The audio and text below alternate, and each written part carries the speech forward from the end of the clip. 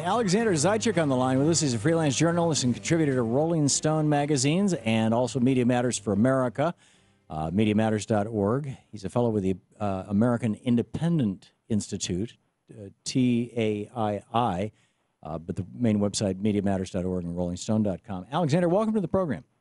Good to be here. Larry Pratt has been a guest on this program a number of times over the last 8 or 10 years. Gun Owners of America presents him as, hey, here's a voice about, an alternative to the NRA. You don't want to talk to the average NRA guy, talk to Gun Owners of America. You have looked into Larry and come up with something a little strange. Tell us about this. Right. Well, there's a lot more to Mr. Pratt than meets the surface.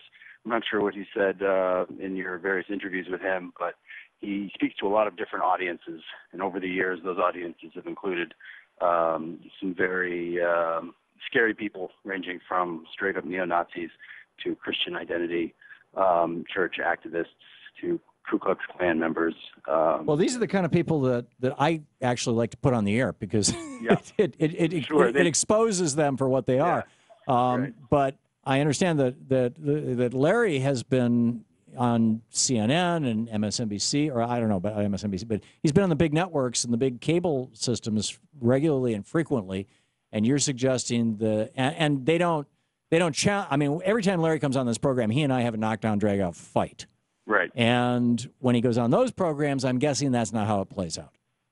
Yeah, he has a very sort of grandfatherly demeanor on these shows, and he hedges his language and his ideas in a way maybe he doesn't with you. And he can often sound very,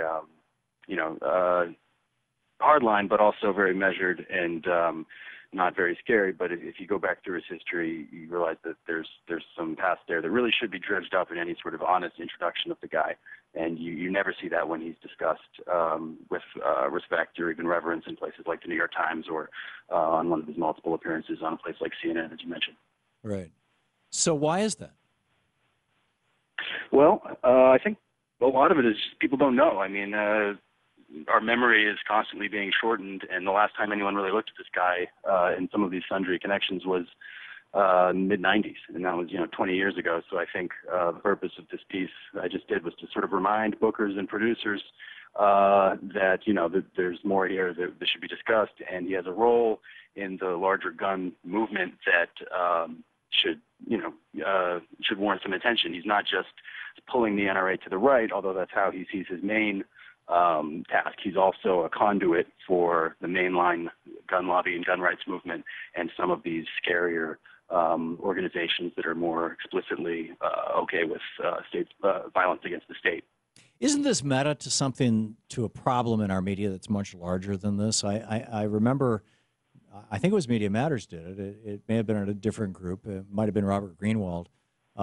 Back in around 2004, 2003, 2004, they started looking at all of these generals who were coming on all the various networks, and particularly the cable networks, to do blow-by-blow narrative of the Iraq and Afghanistan wars and talk about weapon systems and here's how this works, and when you see this bomb going down this chimney, this is what a smart bomb.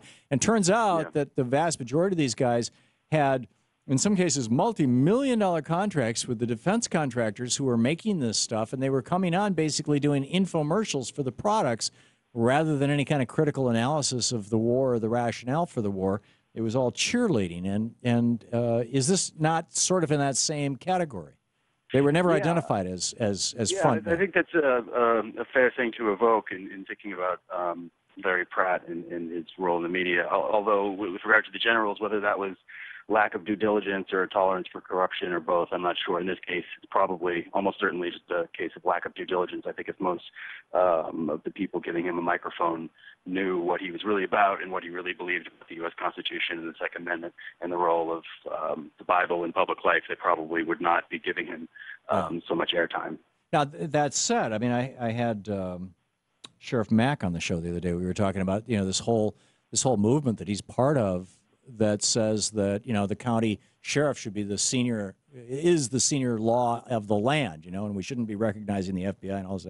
And I'm like, I think this is whack job stuff. But there's a startling number of people out there, and Cliven Bundy has really held this up to the light, or the story of Clive and Bundy, I think, has held this up to the light.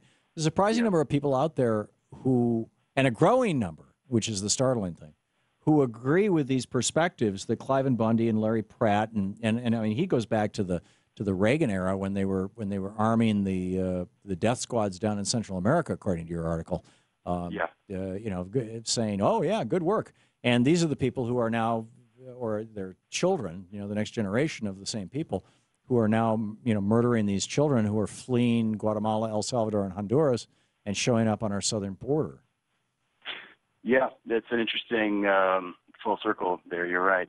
Yeah, in the 80s, Pratt was making regular trips down to Central America as a representative of the foreign policy establishment in Washington, and sort of skirting the line again, as he's done in many areas between the legal and the extra-legal. He was observing in a semi-official capacity the death squads, or civil defense patrols, as they were known, of Rios Montt, the military dictator of Guatemala in the early 80s. And then he came back and wrote a book about how these death squads basically were a model for not only persecuting the drug war in the U.S., but also keeping the American government honest, because if there were enough armed groups out there, that they would feel that they, we should create our own death squads.